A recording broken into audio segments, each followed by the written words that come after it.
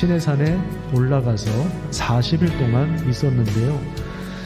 이 지도자가 눈에 보이지 않으니까 사람들이 점점 불안해졌습니다. 자신을 인도할 신을 만들어 달라고 요구합니다. 우리를 인도할 신을 만들어 달라는 것은 우리 앞에 걸어갈 신을 만들어 달라는 것입니다. 결국 아론은 백성들의 요구에 응대하여서 금송아지 형상을 부어 만든 그 신상을 세웁니다. 그리고 이스라엘 백성들을 향해서 이 금송아지가 너희를 애굽 땅에서 인도해낸 신이라고 하면서 그 앞에서 춤을 추며 예배합니다. 하나님과 맺은 시내산 언약식 흉내를 내면서 다시 한번 언약식을 치르고 있는 것입니다. 이것은 말과 행동으로 하나님을 도발하고 모욕하면서 조롱하고 있는, 하나님과의 관계를 조롱하고 있는 굉장히 충격적인 장면입니다.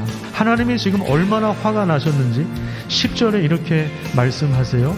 10절, 그런즉 내가 하는 대로 두라. 내가 그들에게 진노하여 그들을 진멸하고 너를 큰 나라가 되게 하리라. 큰일 났습니다. 하나님이 이스라엘을 진멸하겠다고 하십니다. 이는 질투하시는 하나님의 정당한 분노입니다. 죄에 대한 정당한 심판입니다. 자, 그런데 10절 말씀을 언뜻 보면 이스라엘 백성들은 이제 가망이 없어 보입니다.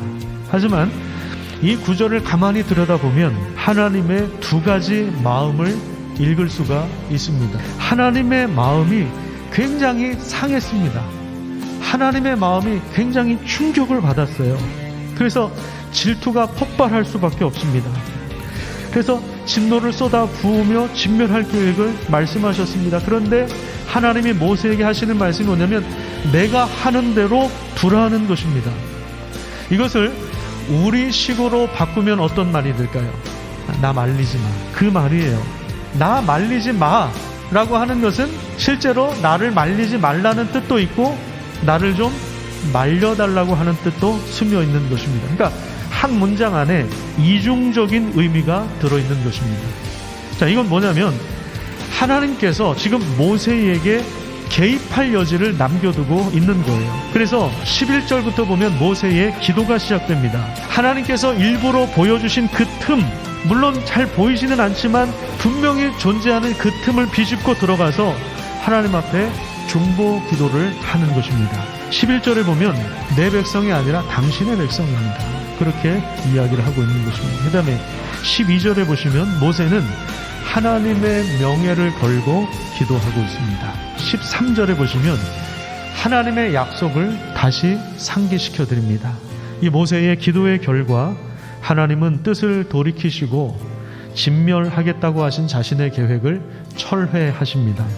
모세의 목숨 건 기도는 하나님의 완전한 용서를 가져오는 출발점이 되었습니다. 모세의 이런 역할은 참된 중보자의 출현을 기대하도록 합니다.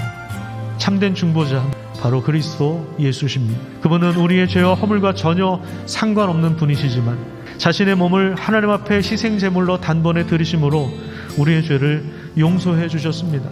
하나님은 그리스도 안에서 우리를 용서해 주시고 용납해 주셔서 우리를 의롭다고 선언하셨을 뿐만 아니라 우리를 실제로 의롭게 하시는 거예요. 그래서 우리는 이 우상 숭배로 인해서 지금도 깨어지고 망가진 세상의 무너진 틈에서 우리는 하나님 앞에 서서 이 세상을 회복시켜 주시기를 구원하며 우리 이웃들을 구원해 주시기를 간구하면서 우리 자신을 하나님 앞에 드릴 수 있는 그런 삶을 살 수 있는 것입니다.